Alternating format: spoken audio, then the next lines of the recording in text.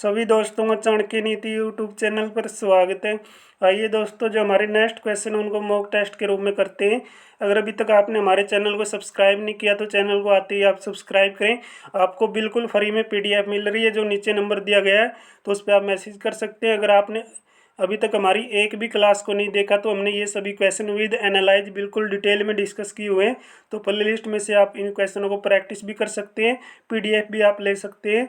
तो आइए फिर आज के जो क्वेश्चन है उनको मॉक टेस्ट के रूप में करते हैं। बिल्कुल ईमानदारी से अपना 100% दीजिए। तो आज का हमारा पहला क्वेश्चन आता है, जज्जर का नवाब भाई ब्रिटिश जो विद्रोह हुआ था 1857 का विद्रोह, उसमें भाग किसने लिया था जज्जर की ओर से। तो जज्जर का नवाब कौन था भाई ब्रिटिश के विरुद्ध 1857 के विद्रोह में? बताना भाई, ब्रिटिश के विरुद्ध 1857 का विद्रोह हुआ तो उसमें जज्जर के नवाब कौन रहे?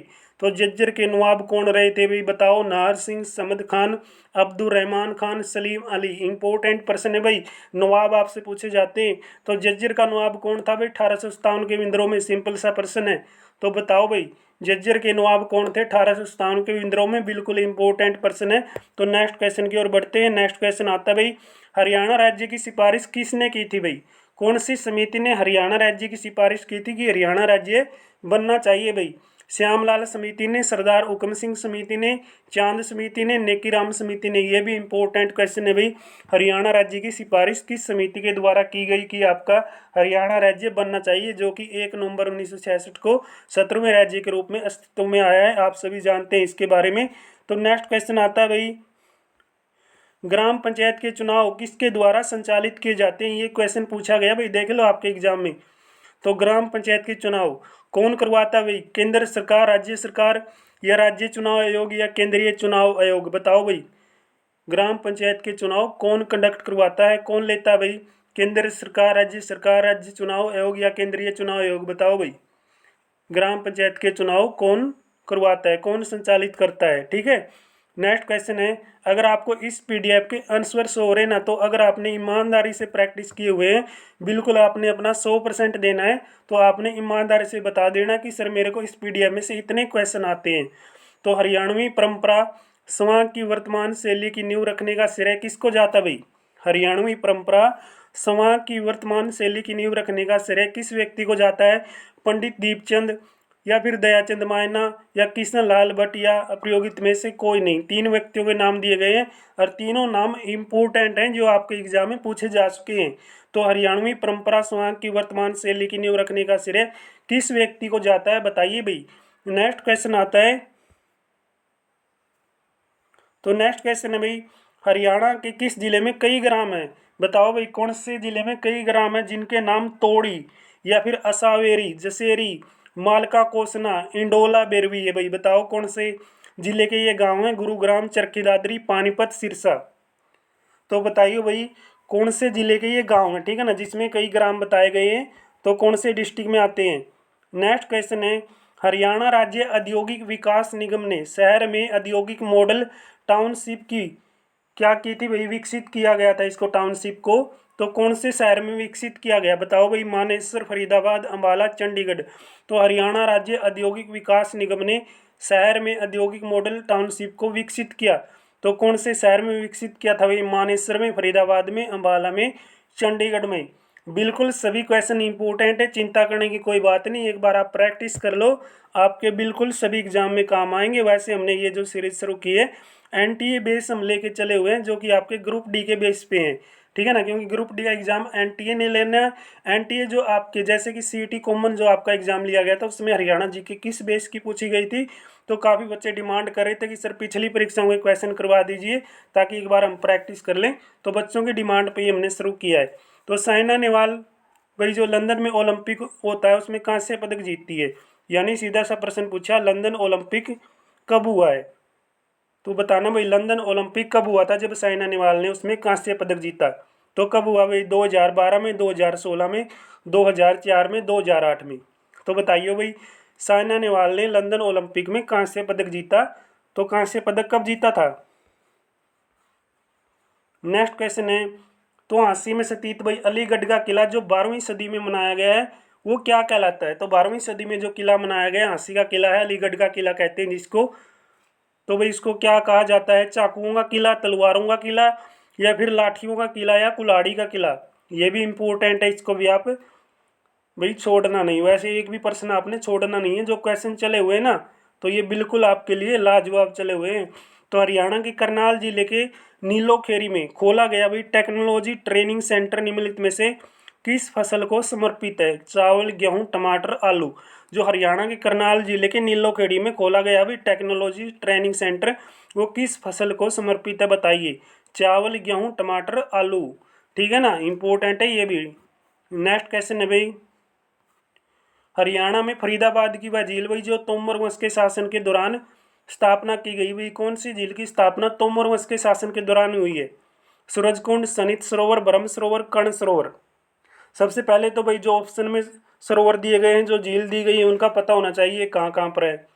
ठीक है ना, सभी इंपॉर्टेंट है, जैसे कि सूरजकुंड फरीदाबाद में, सनित सरोवर कहाँ पे? कुरुक्षेत्र में, ब्रह्म सरोवर कुरुक्षेत्र में, कर्ण सरोवर कहाँ पे है? करनाल में। ये सभी पता होना चाहिए भाई। ठीक है, तो निम्नलिखित में से कौन सी हरियाणा की दक्षिणी पश्चिमी सीमा भाई? शिवालिक, दिल्ली, यमुना, घग्गर। तो निम्नलिखित में से कौन सी हरियाणा की दक्षिण पश्चिमी सीमा है? दक्षिण पश्चिमी सीमा कौन सी है भाई? शिवालिक है, दिल्ली है, यमुना है, घग्गर है। तो दक्षिणी पश्चिमी सीमा बताना भाई कौन सी है। ठीक है, नेक्स्ट क्वेश्चन आता है, जो बच्चे भाई स्टार्टिंग से हमारे साथ जुड़े हुए हैं, प्रैक्टिस करते हैं, वही इनका जवाब देंगे। तो नेक्स्ट क्वेश्चन है, हरियाणा के इस जिले में युद्ध वीरों का स्मारक स्टेडियम भाई, युद्ध भूमि किसको कहते हैं? रेवाड़ी, पानीपत, गुरुग्राम, अंबाला। तो युद्ध नगरी किसको कहते हैं भाई? युद्ध वीरों का स्मारक स्टेडियम कहाँ पे है? ठीक है,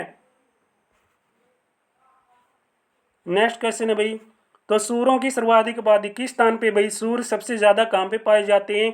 कैथल, अंबाला, सिरसा, सोनीपत। तो बताइए भाई, सूरों की सर्वाधिक संख्या कौन से जिले में है? गजब के क्वेश्चन है भाई, ताऊ खट्टर है, कुछ भी पूछ सकता है। ठीक है ना, क्या पता क्या पूछ ले। तो निम्नलिखित में से हरियाणा की कौन सी नृत्य रबी की फसल की बोने की संकेत देती है भाई? कौन सी ऐसी क्या है रबी की फसल है जो क्या है भाई एक नृत्य को संकेत देती है कि वो नृत्य रबी की फसल पे किया जाता है? झूमर, लूर या फिर घूमर या लोहड़ी। तो निम्न में से हरियाणा कौन सा ऐसा नृत्य है जो रबी की फसल को पक जाने का संकेत देता है या फसल बोने का संकेत देता है? तो कौन सा नृत्य है भाई वो बताइए। नेक्स्ट क्वेश्चन है, तो नेक्स्ट आता है, महाभारत कथा के अनुसार युधिष्ठिर ने महाभारत युद्ध में मारे गए अपने बंधुओं को किस प्रदेश में भेंट पर चढ़ाया भाई? सरस्वती तीर्थ, गोपाल मोचन, बेरी या फिर बसदोड़ा। ठीक है ना, ये भी प्रश्न आपने नोट कर लेना है, क्योंकि मैं एक एक प्रश्न को कह रहा हूँ कि आप नोट करिए, ताकि आप जो पीछे क्वेश्चन आए हैं उनको एक बार अच्छी तरीके से प्रैक्टिस करें। हरियाणा जीके में कुछ ऐसा नया नहीं है, अगर आपने 22 के 22 जिले अच्छी तरीके से प्रैक्टिस किए हैं, बिल्कुल डिटेल में आपने पढ़ा है, तो हरियाणा जीके तो आपके चुटकियों पे याद होगी। हरियाणा जीके में पढ़ना क्या है, सिर्फ करंट के क्वेश्चन पढ़ने हैं, जो 3-4 करंट के क्वेश्चन आते हैं। वैसे हरियाणा जीके के एमसीक्यू उठाओगे, वन लाइनर उठाओगे, आपको ब्रह्मांड दिखेगा।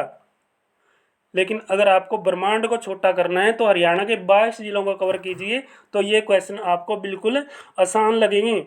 नेक्स्ट क्वेश्चन है भाई, सेठ छाजूराम का संबंध बताइए सबसे पहले तो कहाँ से है? ठीक है, तो वर्ष में हरियाणा के हिसार से पंजाब विधानसभा परिषद के सदस्य के रूप में चुने गए थे सेठ छाजूराम।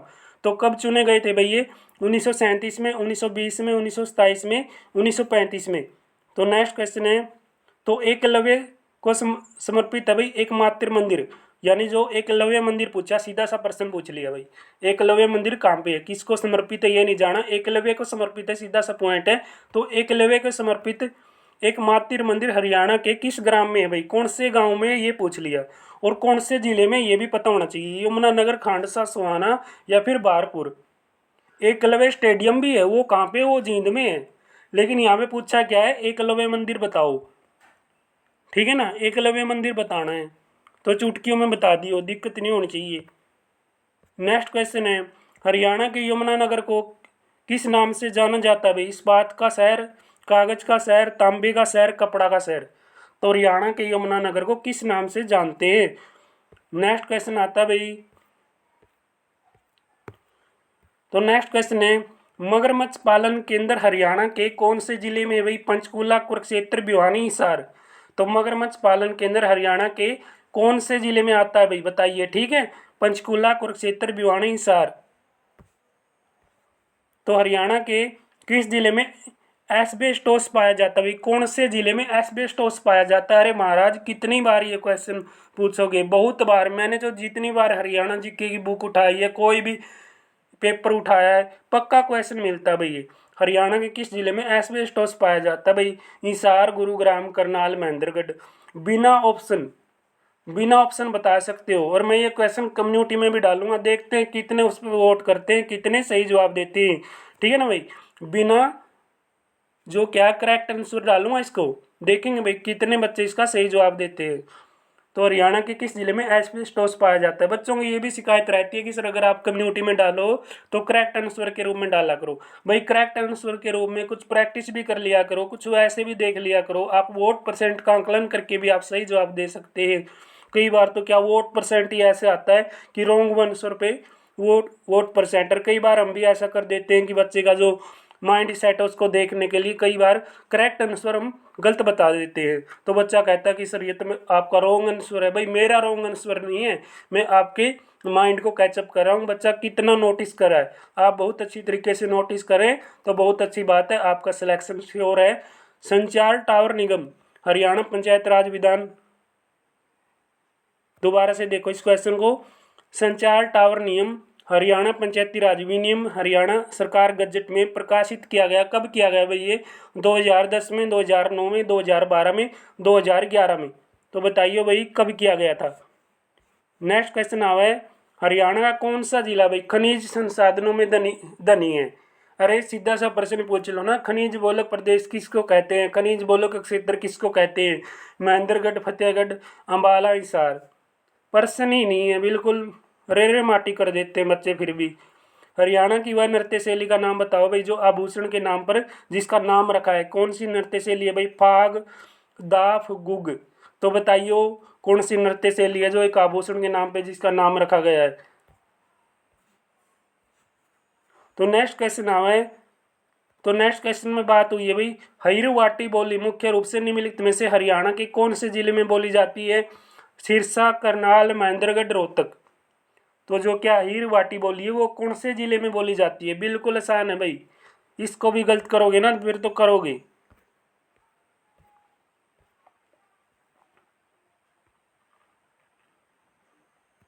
तो नेक्स्ट क्वेश्चन आता है, हरियाणा का प्रथम हिंदी समाचार पत्र जैन प्रकाश किस वर्ष में प्रकाशित हुआ भाई? तो जैन प्रकाश जो आपका समाचार पत्र है किस वर्ष में प्रकाशित हुआ, लॉन्च हुआ है भाई? 1980 में, 1985 में, 1975 में, 1970 में।